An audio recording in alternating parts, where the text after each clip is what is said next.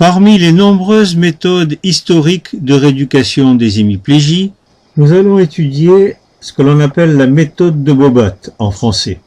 En anglais, Neurodevelopmental Treatment, NDT. Je vous propose cette traduction, traitement rééducatif en neurologie utilisant les niveaux d'évolution motrice. Dans cette première partie, je vous propose d'étudier ce qui fait toujours l'objet d'un consensus et ce qui est commun avec pas mal d'autres méthodes, ce qui est utilisé actuellement pour la rééducation des patients. Nous verrons dans une seconde vidéo quelques points qui paraissent contestables ou contestés, qui paraissent dépassés actuellement. C'est une méthode très orthopédique. Elle lutte contre les attitudes vicieuses, les positions préférentielles qui risquent de se transformer en rétraction, dans toutes les positions, lors de tous les changements de position et lors de tous les déplacements. L'installation du patient doit être soignée, en particulier en début de progression, à la phase où le patient est flasque ou flascospasmodique. Par exemple, sur cette photo, on voit que le patient a un accoudoir relevé pour éviter toute subluxation inférieure de la tête humérale en position assise. Un accoudoir c'est bien, mais une tablette c'est mieux. Ça permet non seulement d'éviter la subluxation inférieure de la tête humérale en position assise, mais aussi et surtout de permettre la manipulation d'objets lorsque la main commence à récupérer. Une tablette comme celle-ci, c'est pas mal, mais une tablette transparente, c'est beaucoup mieux, parce que ça permet à la patiente de voir son membre inférieur hémiplégique et donc de lutter contre l'héminégligeance. Les mobilisations passives avec la participation mentale du patient se font dans toute l'amplitude en étirant les muscles polyarticulaires spastiques et en facilitant le mouvement de l'omoplate qui est coincé par le poids du thorax et non pas par la spasticité des adducteurs de l'omoplate qui n'existe pas dans les hémiplégies vasculaires de l'adulte.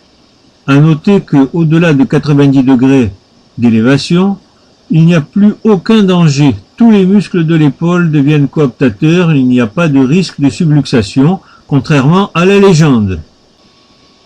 Automobilisation en élévation, avec la prise classique de Bobat, les doigts sont croisés. Cette prise est intéressante pour les patients qui ont déjà un début de récupération, en tout cas une bonne conscience. Lorsque la main hémiplégique est complètement flasque, le patient a du mal à croiser les doigts et le membre hémiplégique risque de glisser et de retomber lourdement sur le lit. Donc, nous préférons cette prise qui est due à Miss Brunstrom et qui est beaucoup plus facile à réaliser avec plus de sécurité. Mais NDT, comme son nom l'indique, c'est avant tout une méthode qui utilise les NEM, niveau d'évolution moteur, pour la rééducation des patients de neurologie. Alors on les utilise premièrement dans toutes les positions, décubitus, procubitus, latérocubitus, position reptilienne, quadrupédique, à genoux dressés, chevalier, accroupi, assis, debout, la position de l'ours, la position monopodale, etc. Les changements de position, par exemple passer de la position assise à la position debout, donc tous les changements de position. Et puis les déplacements comme le ramper, la marche à quatre pattes, la marche à genoux dressés, la marche debout, la course. Donc tout est rééduqué à partir de ces niveaux d'évolution moteur. Nous allons voir les positions les plus utilisées en pratique pour la rééducation de l'hémiplégique. Premièrement, la position du lapin dissocié. Lapin dissocié, vous voyez que c'est pas le quatre pattes. Le quatre pattes est jugé trop symétrique. On utilise plutôt des positions que le patient hémiplégique ne prend jamais, comme des positions dissociées avec une hanche en flexion, hanche et genou, et une autre plus en extension. Dans chaque position, on se pose trois questions. Premièrement, que fait-il? Bien, il peut prendre cette position qu'il ne prend sinon jamais. Deuxièmement, comment le fait-il? On voit qu'au niveau du rachis, c'est pas parfait, il n'est pas en autograndissement axial, il a la tête qui est élevée et vers l'avant, et il a le dos qui est un peu arrondi. La hanche n'est pas en extension complète, il y a un flexum de hanche, et les membres supérieurs sont tournés en rotation interne, la main n'étant pas ouverte complètement, il n'y a pas une extension simultanée du poignet et des doigts. Troisièmement, comment améliorer les choses?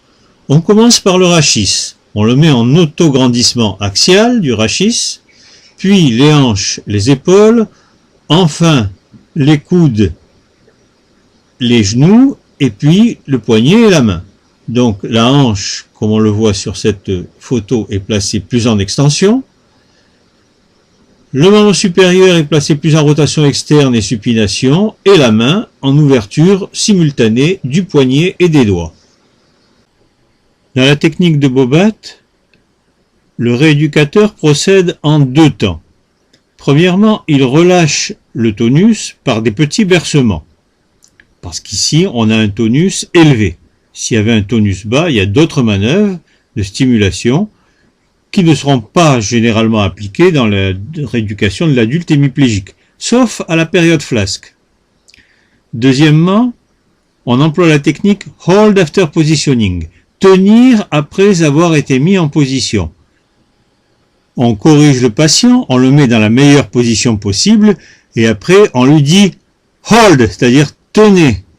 Donc à ce moment-là, le patient doit tenir la position le mieux possible, et avec un tonus normalisé. Alors on va effectuer ce travail aussi bien du côté droit que du côté gauche. Les positions asymétriques sont toujours effectuées bilatéralement. Bien sûr, on va insister sur le côté le plus difficile.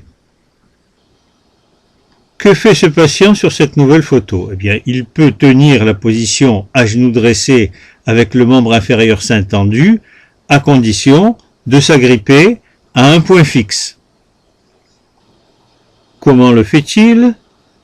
Au niveau du tonus, il est assez crispé, on le sent avec un tonus trop élevé, une spasticité qui augmente. Il a le bassin qui a reculé, probablement parce que du côté portant, le droit fémoral est spastique, et donc pour le relâcher, il recule le bassin. Troisièmement, comment améliorer les choses? La rééducatrice se place derrière le patient, redresse la situation tout en berçant pour diminuer le tonus. On voit qu'elle appuie avec sa hanche contre le bassin du patient pour redresser cette position, et le dos est beaucoup plus droit aussi. Ensuite, faut-il se décontracter et lâcher progressivement le patient qui doit tenir après avoir été mis en position. C'est toujours la même technique, Hold After Positioning. Le même protocole sera fait du côté droit et du côté gauche. On voit que quand il doit mettre le membre inférieur hémiplégique en avant, il a du mal à faire l'extension complète du genou et la flexion dorsale dans le même temps. Alors la règle d'or de Madame Bobat que certaines personnes devraient afficher dans leur chambre, le moins d'aide et de facilitation possible pour avoir le maximum d'activité propre du patient. On voit tellement de gens qui ont fait des stages Bobat et qui après veulent à tout prix employer toutes les facilitations même si le malade n'en a pas besoin. C'est pas du tout du Bobat ça. Toutes les positions asymétriques seront effectuées de manière bilatérale. Chaque côté a ses problèmes spécifiques.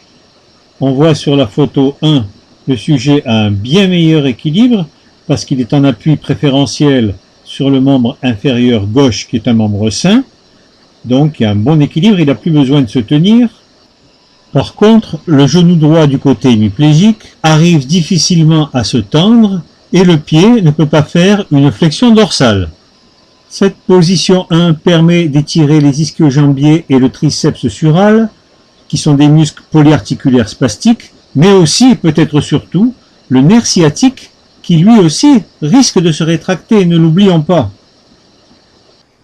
Dans toutes les positions asymétriques, le sujet sain effectue un transfert du poids du corps vers le côté portant, un allongement de ce côté portant, une légère rotation vers le côté non portant et une légère flexion qui n'est ni une hyperflexion ni non plus une hyperextension. Dans la méthode Bobat, entre autres choses, on recherche aussi les gestes qui ressemblent le plus à ceux du sujet sain. Donc les corrections seront effectuées en ce sens. Encore une position qui doit être travaillée de manière bilatérale. Qu'est-ce qu'il fait? Bien, il le fait des deux côtés, mais comment il le fait? Il le fait de manière complètement différente. Il y a des problèmes dans les deux côtés, problèmes différents. Sur la photo 1, on voit qu'il y a un bon transfert du poids vers le côté sain, avec allongement du côté portant, inclinaison latérale du rachis. Par contre, au niveau de son membre inférieur, il y a un manque de rotation médiale. Sur la photo 2, on voit qu'il n'y a pas beaucoup de transfert du poids sur le côté hémiplégique. Il n'y a pas beaucoup d'allongement du côté portant. Il n'y a pas d'inclinaison latérale du rachis. Par contre, il arrive bien sûr à faire la rotation médiale au niveau de son membre inférieur sain. Il y a un autre défaut qui pourra être corrigé des deux côtés en progression, c'est la flexion dorsale du pied qui peut être ajoutée à toutes les corrections des défauts que l'on vient de voir.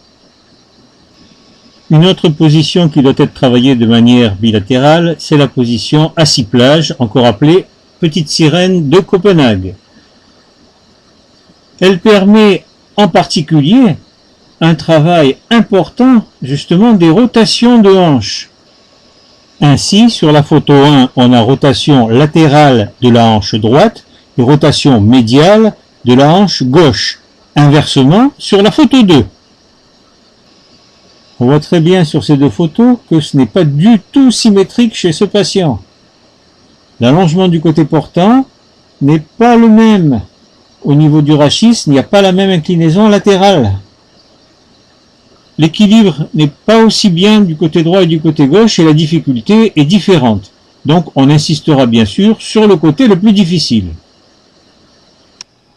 La position accroupie, ça permet en particulier la mobilisation en flexion dorsale comme on le voit de la cheville et en même temps l'extension des orteils parce qu'on décolle un petit peu le talon en se penchant en avant et donc ça permet une extension des orteils qui lutte contre la griffe, la tendance à la griffe des orteils qui est si fréquente chez ces patients.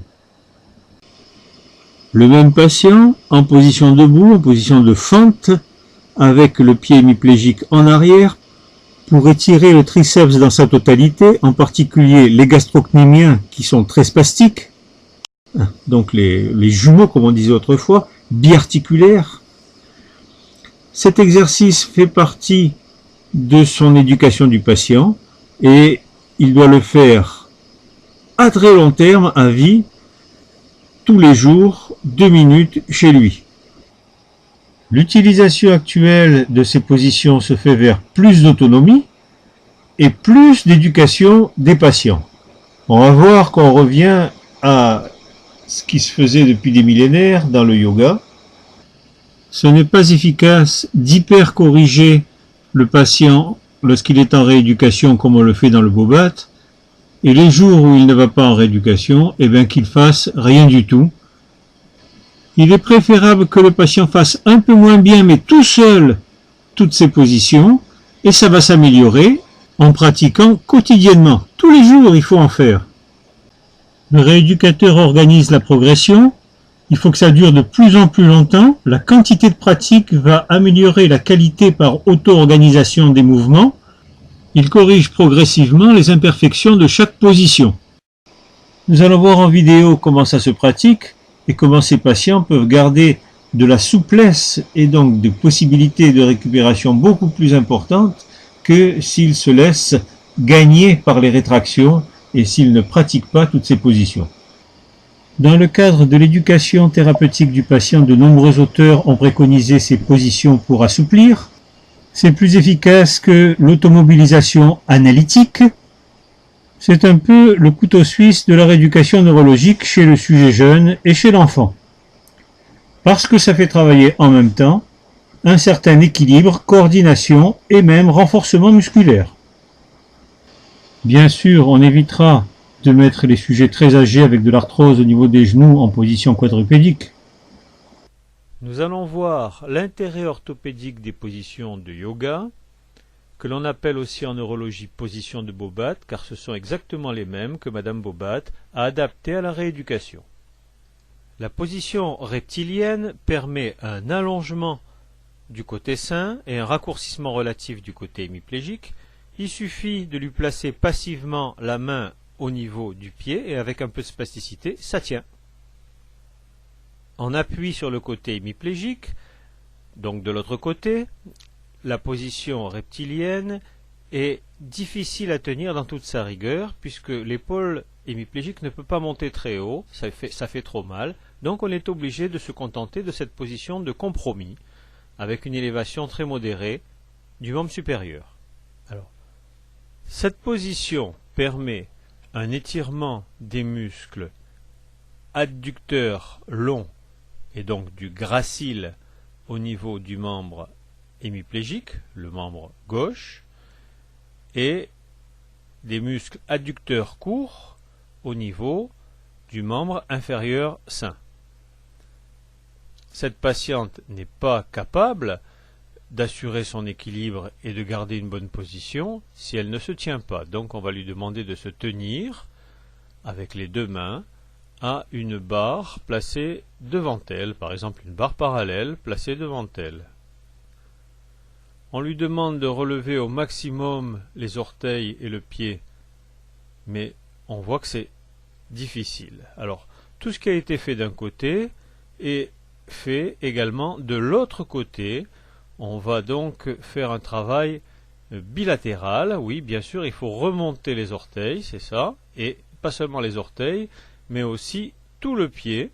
Voilà. Et puis donc, on voit ici le rééducateur qui aide la patiente et qui la positionne avec son pied. On lui demande également d'avancer le bassin. Donc voilà, il faut avancer un petit peu le bassin car le sujet a tendance à s'asseoir un peu sur son membre hémiplégique pour ne pas étirer le droit fémoral qui est bien étiré, mais en même temps, là aussi, adducteur court du côté portant et adducteur long du côté droit.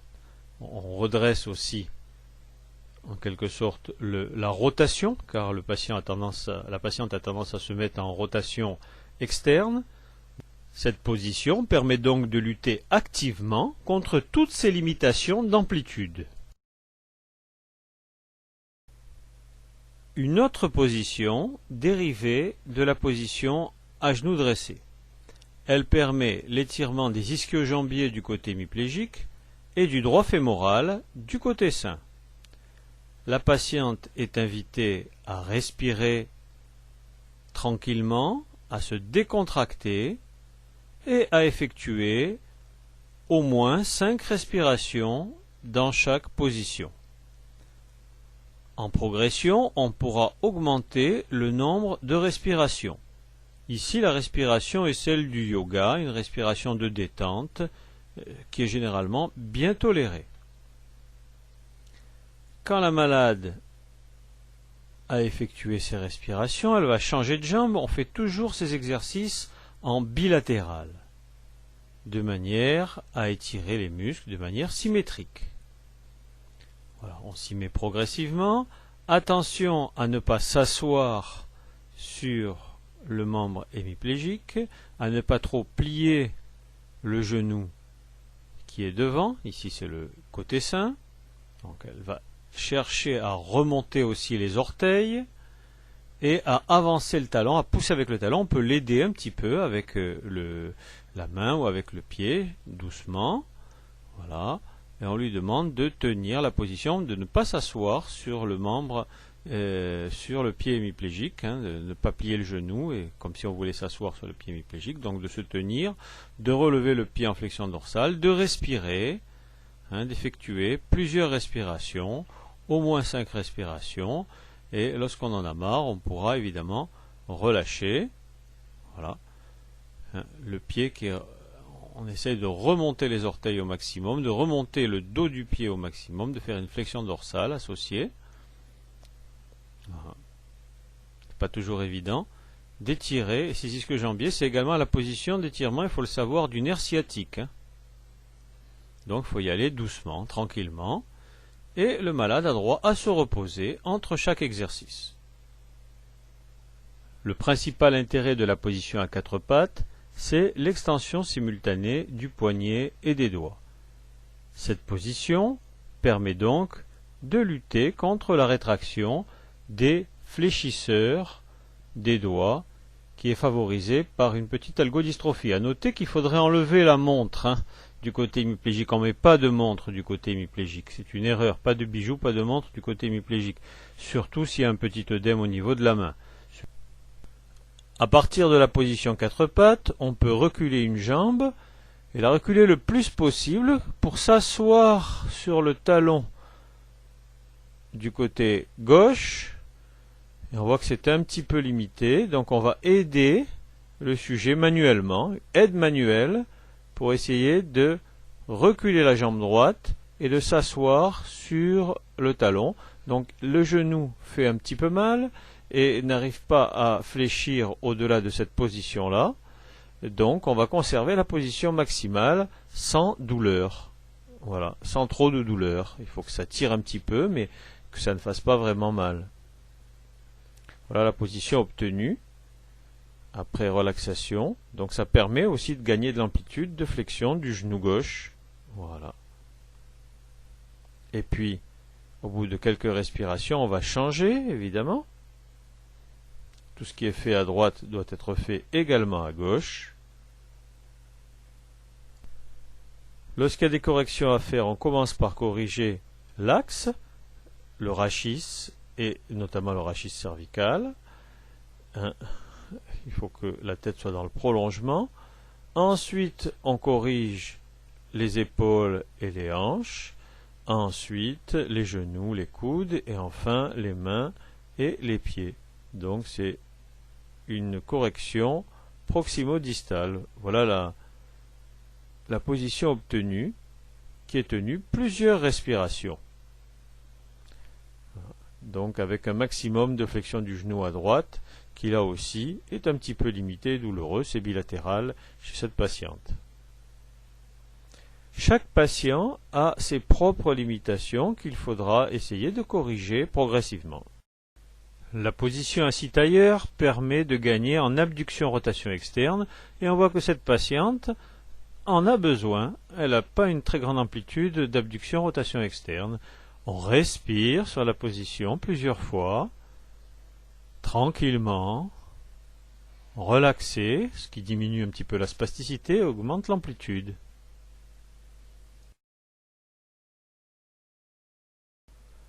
Position à genoux assis entre les talons, c'est la position inverse de tout à l'heure qui permet de lutter contre une diminution d'amplitude de la rotation interne. Et on voit que la patiente en a besoin et on a été obligé de mettre des coussins parce que c'était trop difficile de s'asseoir directement sur le tapis. Position monopodale sur un seul pied avec le genou légèrement fléchi et le pied sur un petit coussin pour augmenter l'amplitude de dorsiflexion. Là aussi, on se relaxe, on respire sur la position et on attend qu'elle fasse effet. Vous voyez que la patiente est autorisée à se tenir, bien sûr, le moins possible, mais se tenir quand même, car elle n'a pas l'équilibre dans cette position-là.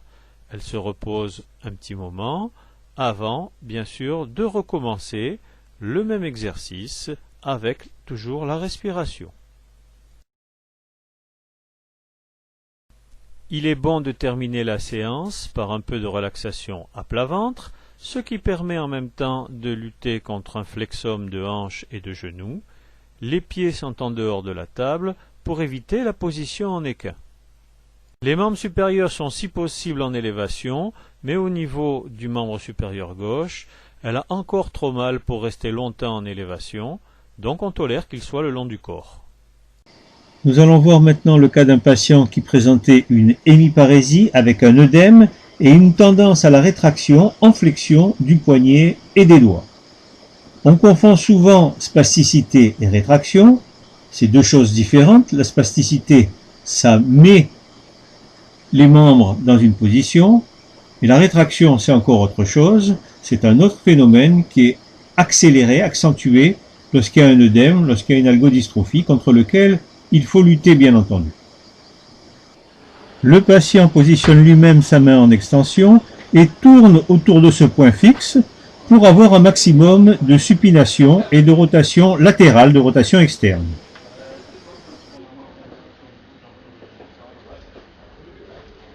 Voilà, vous restez comme ça 2 minutes environ.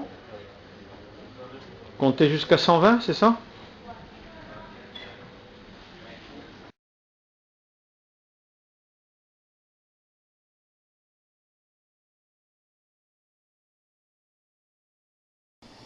Évidemment, ce patient ne faisait pas que ça, il faisait en particulier de la pressothérapie pour son œdème.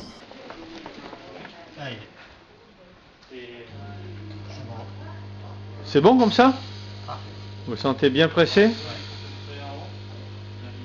Et depuis que vous le faites, ça a dégonflé? Ouais. Largement.